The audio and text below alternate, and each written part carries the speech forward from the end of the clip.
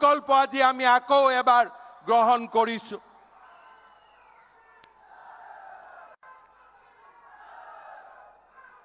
শ্ৰদ্ধাৰ কাৰ্যকৰ্তা বন্ধু বান্ধৱীসকল, 2014 চন আছিল আমাৰ দেশৰ ইতিহাসৰ এক যুগান্তকাৰী বৰ্ষ। এই বৰ্ষটোতে ৰাষ্ট্ৰীয় ৰাজনীতিত মাননীয় প্ৰধানমন্ত্ৰী নৰেন্দ্ৰ মোদী ডাঙৰীয়াৰ উত্থান ঘটিছিল আৰু তাৰ লগে লগে আমাৰ দেশত এটা নতুন ইতিহাসৰ সূচনা হৈছিল। মোদী ডাঙৰীয়াৰ প্ৰধানমন্ত্ৰীৰ দায়িত্ব লোৱাৰ পিছৰ পৰা দেশত এটা ইতিবাচক মানসিকতা গঢ় লৈ উঠিছিল আৰু আমাৰ দেশে হলিষ্টিক ডেভেলপমেণ্ট বা সামগ্ৰিক বিকাশৰ যুগত প্ৰৱেশ কৰিছিল। মাননীয় মোদী ডাঙৰীয়াৰ নেতৃত্বত সমগ্ৰ দেশৰ লগতে আজি উত্তৰ পূৰ্বাঞ্চল আৰু বিশেষকৈ অসমত নতুন দিগন্তৰ উন্মেষ ঘটিছে। উত্তৰ পূৰ্বৰ দৃষ্টিকোণৰ পৰা আমি যেতিয়াই চাওঁ তেতিয়াই আমি দেখা পাওঁ যে মাননীয় মোদী ডাঙৰীয়াই এনেবোৰ কামত গুৰুত্ব দিছে যে যি কামবিলাক স্বাধীনতাৰ 70 বছৰ পিছতো কোনেও কেতিয়াও কৰা নাছিল। প্ৰধানমন্ত্ৰী মোদী ডাঙৰীয়াৰ নেতৃত্বত উত্তৰ পূৰ্বে হেৰুৱা সন্মান ঘূৰাই পালে। আজি ৰাষ্ট্ৰীয় স্তৰত উত্তৰ পূব আজি জিলিকি উঠিল। মই আমাৰ কাৰ্যকৰ্তা বন্ধু বান্ধৱীসকলক ক'ব খোজো, কেইদিনমান আগতে কৰ্ণাটকৰ মুখ্যমন্ত্ৰী বোমাই ডাঙৰীয়াই মোক লগ পাইছিল। তেওঁ কৈছিলে মোদী ডাঙৰীয়া কৰ্ণাটকৰ এখন ইউনিভাৰ্চিটিত মিটিঙৰ বাবে গৈছিল। মোদী ডাঙৰীয়াই বোমাই ডাঙৰীয়াক সুধিছিলে যে উত্তৰ পূৰ্বৰ কিমান ল'ৰা ছোৱালী পঢ়ে, সিহঁতৰ খবৰ ৰাখিবি। গুজৰাটৰ ল'ৰা ছোৱালীৰ খবৰ ৰাখিব দিয়া নাছিলে, উত্তৰ পূৰ্বৰ ল'ৰা ছোৱালীৰ খবৰ ৰাখিবৰ বাবে মোদী ডাঙৰীয়াই কৰ্ণাটকৰ মুখ্যমন্ত্ৰীক দায়িত্ব দিছিল। উত্তৰ পূৰ্বে তেনেকে ধৰণৰ উত্তৰ পূৰ্বক মনেৰে ভাল পোৱা, উত্তৰ পূৰ্বক অন্তৰেৰে ভাল পোৱা নেতা আগত কেতিয়াও পোৱা নাছিল। বাজপেয়ী ডাঙৰীয়াই যদি গোপীনাথ বৰদলৈক ভাৰত ৰত্নৰে সন্মানিত কৰিছিল, মোদী ডাঙৰীয়াই ডক্টৰ ভূপেন হাজৰিকাক ভাৰত ৰত্নৰে সন্মানিত কৰিছিল। আজি অসমীয়া গামোচাই প্ৰধানমন্ত্ৰী মোদী ডাঙৰীয়াৰ কাৰণে আজি জগত জয় কৰিবলৈ সক্ষম হৈছে। আজি আমি অসমৰ কাৰ্যকৰ্তাসকলে গৌৰৱ অনুভৱ কৰোঁ। শ্ৰদ্ধাৰ ৰাইজ, কেইদিনমান আগতে অসমত বানপানীয়ে আমাক ক্ষতিগ্ৰস্ত কৰিছিল। প্ৰধানমন্ত্ৰী নৰেন্দ্ৰ মোদী ডাঙৰীয়া আৰু গৃহমন্ত্ৰী অমিত শ্বাহ ডাঙৰীয়াই আমাৰ পদে পদে খবৰ লৈছিল। যোৱাকালি কেন্দ্ৰীয় গৃহমন্ত্ৰী অমিত শ্বাহ ডাঙৰীয়াই ভাৰতৰ প্ৰথম গৃহমন্ত্ৰী যিগৰাকীয়ে মোদী ডাঙৰীয়াৰ নিৰ্দেশ যোৱাকালি 2 ঘণ্টা সময় কেনেকৈ অসমক ভৱিষ্যতে ফ্লাডৰ পৰা মুক্ত কৰিব পাৰি তাৰ বিষয়ে ৰূপৰেখা প্ৰস্তুত কৰিছিলে। তেখেতে আমাক আশ্বাস দিছে যে উত্তৰ পূব পৰিষদৰ অধ্যক্ষ হিচাপে তেখেতে অসমক বানমুক্ত কৰিবলৈ সৰ্বতো প্ৰকাৰৰ চেষ্টা কৰিব। আজি আমি সেই ধৰণৰ নতুন দিগন্তত আমি ভৰি দিছো। শ্ৰদ্ধাৰ কাৰ্যকৰ্তা বন্ধুসকল, ভাৰতীয় জনতা পাৰ্টীয়ে অসমৰ ৰাইজক উন্নয়ন আৰু নতুন দিগন্তৰ প্ৰতিশ্ৰুতিৰে দ্বিতীয়বাৰলৈ ক্ষমতালৈ আহিছিল। আপোনালোকৰ প্ৰচেষ্টাত অকল বিজেপি দুবাৰলৈ ক্ষমতালৈ অহা নহয়, মই নাড্ডা ডাঙৰীয়াক গৌৰৱেৰে ক'ব খুজিছো যে আমাৰ এই কাৰ্যকৰ্তাসকলৰ প্ৰচেষ্টাত যোৱা 1.5 বছৰত আমি 6টাকৈ বিধানসভাৰ উপনিৰ্বাচন জিকিবলৈ আমি সক্ষম হৈছো। কাৰ্বি আলঙত ইলেকশ্যন হৈছিলে, 26টা সিটৰ ভিতৰত 26টাতেই ভাৰতীয় জনতা পাৰ্টি জিকিবলৈ সক্ষম হৈছিল। পৌৰ নিগমৰ ইলেকশ্যন হৈছিলে, আমি 993টা সিটৰ ভিতৰত কেৱল বিজেপি বুলি 890খন আসন আমি লাভ কৰিবলৈ সক্ষম হৈছিলো। 80টা মিউনিচিপালিটিৰ আমি 78টা মিউনিচিপালিটিত বিজেপিৰ পতাকা উত্তোলন কৰিবলৈ আমি সক্ষম হৈছিলো। আজি গুৱাহাটী পৌৰ নিগমত 60টা ৱাৰ্ডত 58 ৱাৰ্ডত আমি জয় লাভ কৰিবলৈ সক্ষম হৈছিলো। কাৰ্যকৰ্তা বন্ধুসকল, আজি আমি প্ৰতিজ্ঞা ল'ম। অসমত 14টা লোকসভাৰ নিৰ্বাচন আহি আছে। প্ৰধানমন্ত্ৰী নৰেন্দ্ৰ মোদী ডাঙৰীয়া আকৌ এবাৰ প্ৰধানমন্ত্ৰী উত্তৰ পূৰ্বৰ পৰা আমি আমাৰ সৰ্বতোপ্ৰকাৰৰ বৰঙণি আগবঢ়াব লাগিব। কাৰ্যকৰ্তা বন্ধু বান্ধৱীসকল, অসমত 14টা লোকসভাৰ স্থান আছে। আপোনালোকে নিশ্চিত কৰি লওক, যোৱাবাৰ আমি 9টাত জিকিছিলো, এইবাৰ আমি অতি কমেও 12টা সিটত আমি জিকিব লাগিব, আমি বিজয়ী হ'ব লাগিব। পাৰিম নে নাই? পাৰিম নে নাই? আমাৰ জোচ আছে নে নাই? পাৰিম নে নাই? নৰেন্দ্ৰ মোদী আজি আমাৰ সংকল্পৰ সভা, আজি আমাৰ প্ৰতিজ্ঞাৰ সভা। লোকসভা নিৰ্বাচনলৈকে আমি ক্ষান্ত নহওঁ। আমি তৃতীয়বাৰৰ বাবে প্ৰধানমন্ত্ৰী নৰেন্দ্ৰ মোদী ডাঙৰীয়াক প্ৰধানমন্ত্ৰীৰ আসনত দেখিবলৈ সৰ্বোচ্চভাৱে আমি কাম কৰিম, ত্যাগ কৰিম, আৰু সেই দৃষ্টিৰে আজিৰ পৰাই আমি আমাৰ কাম আৰম্ভ কৰিম।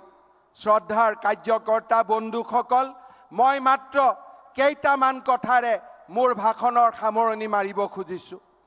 কাৰ্যকৰ্তা বন্ধুসকল, 1 লাখ যুৱক যুৱতীক নিযুক্তিৰ আমি প্ৰতিশ্ৰুতি দিছিলো। 38,983 গৰাকী যুৱক যুৱতীক আমি ইতিমধ্যে নিযুক্তি কৰিছো। আমি আকৌ এবাৰ সংকল্প দোহাৰিছো যে অহা 6 মাহ 7 মাহৰ ভিতৰত আমি 1 লাখ ল'ৰা ছোৱালীক নিযুক্তি দিয়াৰ কাম আমি শেষ কৰিম। শ্ৰদ্ধাৰ ৰাইজ, কাৰ্যকৰ্তা বন্ধুসকল, যোৱাবাৰ আমি নিৰ্বাচনৰ আগতে স্বয়ম আঁচনি কৰিছিলো, অকণমান আমি প্ৰয়োগ কৰিছিলো। মই পুনৰবাৰ আজি আপোনালোকৰ আগত ক'ব খুজিছো, অহা এবছৰৰ ভিতৰত আমি আৰু নতুন এখন অভিলাষী আঁচনি ল'ম। 5,000 কোটি টকা ব্যয় কৰি 2 লাখ ল'ৰা ছোৱালীক আমি আত্মসংস্থাপনৰ ৰাস্তা আমি প্ৰশস্ত কৰি দিম। সেই সংকল্প আজিৰ সভাত আমি ল'ব খুজিছো। শ্ৰদ্ধাৰ কাৰ্যকৰ্তা বন্ধু বান্ধৱীসকল, আমি আজিৰ সভাতে আপোনালোকক ক'বলৈ পাই ভাল পাইছো, অহা 10 তাৰিখৰ পৰা আৰু মাত্ৰ কেইটামান দিনৰ পিছৰ পৰা প্ৰত্যেক মাহত অৰুণোদয় আঁচনি 1000 টকাৰ জাগাত 1250 টকাকৈ পোৱা আৰম্ভ হ'ব। তাৰ লগে লগে আজিৰ এই সভাত মই ক'ব খুজিছো যে প্ৰত্যেকটো বিধানসভা সমষ্টিত আমি আৰু নতুনকৈ 7,000 পৰিয়ালক আমি অৰুণোদয় আঁচনি দিয়াৰ কাম হাতত ল'ম। শ্ৰদ্ধাৰ কাৰ্যকৰ্তা বন্ধু বান্ধৱীসকল, অন্ত্যোদয় আমাৰ লক্ষ্য। যেতিয়াই আমি ইলেকশ্যনৰ মিটিঙত যাওঁ, দুখীয়া লোকসকলে কয় যে আমাৰ ৰেচন কাৰ্ড নাই। আজিৰ সভাত আমি সিদ্ধান্ত ল'ম, আজিৰ সভাত আমি প্ৰতিজ্ঞাবদ্ধ হ'ম যে অহা 6 মাহৰ ভিতৰত আমি আৰু 50 লাখ ব্যক্তিক আমি ৰেচন কাৰ্ড দিম, বিনামূলীয়াৰ চাউল দিম। সেই সিদ্ধান্ত আজি আমি ৰাইজৰ আগত ক'ব খুজিছো। শ্ৰদ্ধাৰ ৰাইজ, আজিৰ সভাতে আমি আৰু এটা সিদ্ধান্ত ল'ব খুজিছো। আমাৰ আয়ুষ্মান, প্ৰধানমন্ত্ৰী আয়ুষ্মান যোজনা, কিছুমানৰ হাতত আমাৰ কাৰ্ড আছে, কিছুমানৰ হাতত কাৰ্ড নাই। অহা 1 জানুৱাৰীৰ পৰা যিমান মানুহৰ ঘৰত ৰেচন কাৰ্ড আছে সকলোৱে 5 লাখ টকাৰ স্বাস্থ্য বীমা আঁচনি লাভ কৰিব। সেই কথাও আজিৰ সভাতে আমি ক'ব খুজিছো।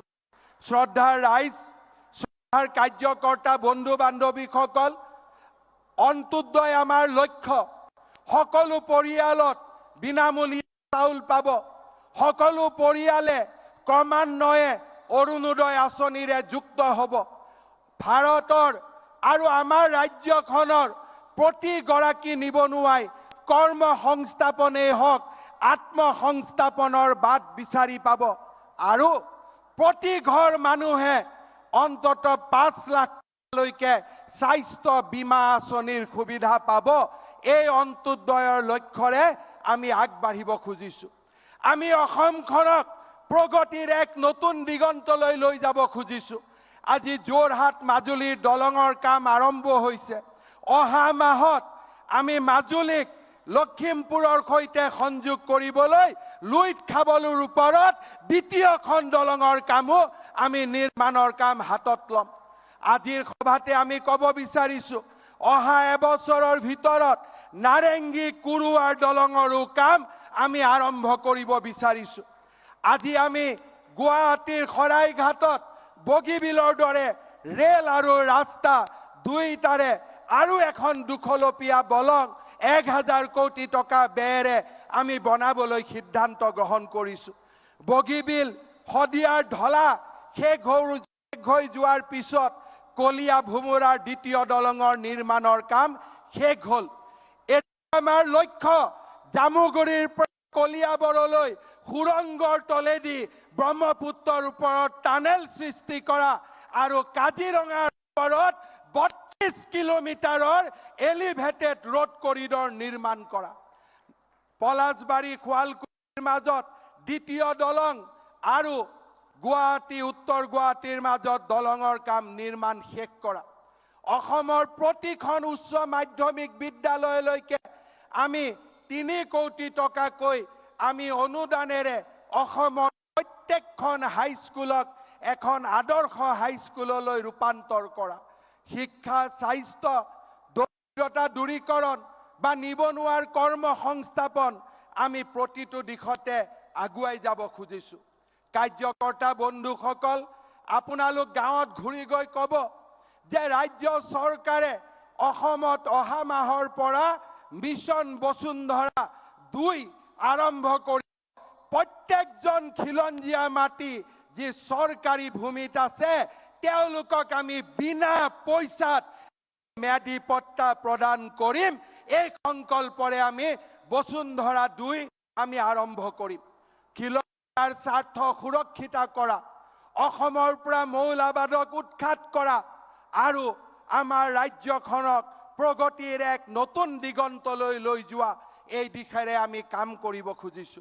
প্ৰধানমন্ত্ৰী নৰেন্দ্ৰ মোদী ডাঙৰীয়াৰ মাৰ্গদৰ্শনত আৰু গৃহমন্ত্ৰী অমিত শ্বাহ ডাঙৰীয়া আৰু জেপি নাড্ডা ডাঙৰীয়াৰ প্ৰেৰণাৰে আমি আমাৰ ৰাজ্যখনক উন্নয়নৰ এক নতুন দিগন্তলৈ লৈ খুজিছো। আজি আমাৰ বাবে মহিমাময় দিন, আজি আমাৰ বাবে আনন্দময় দিন। প্ৰধানমন্ত্ৰী অটল বিহাৰী বাজপেয়ী ভৱন, বিজেপিৰ নতুন কাৰ্যালয়, আমাৰ সকলোৰে সপোনৰ কাৰ্যালয়। আজিৰ এই দিনটোত মই পুনৰবাৰ কাৰ্যকৰ্তা বন্ধু বান্ধৱীসকললৈ ধন্যবাদ আৰু অভিনন্দন জনাম।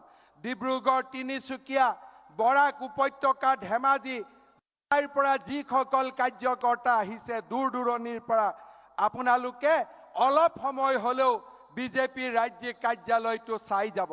আমাৰ ওচৰৰ জিলা কেইখনৰ আমিতো যেতিয়াই তেতিয়াই কাৰ্যালয় চাব আহিব পাৰিম। আমি আকৌ এবাৰ সংকল্প ল'ব পাৰিম যে ভাৰতীয় জনতা পাৰ্টিৰ বট বৃক্ষই সকলোকে ছাঁ দিব, দৰিদ্ৰজনক ছাঁ দিব, দুৰ্দশাগ্ৰস্তজনক ছাঁ দিব আৰু এখন নতুন অসম নিৰ্মাণ কৰিব।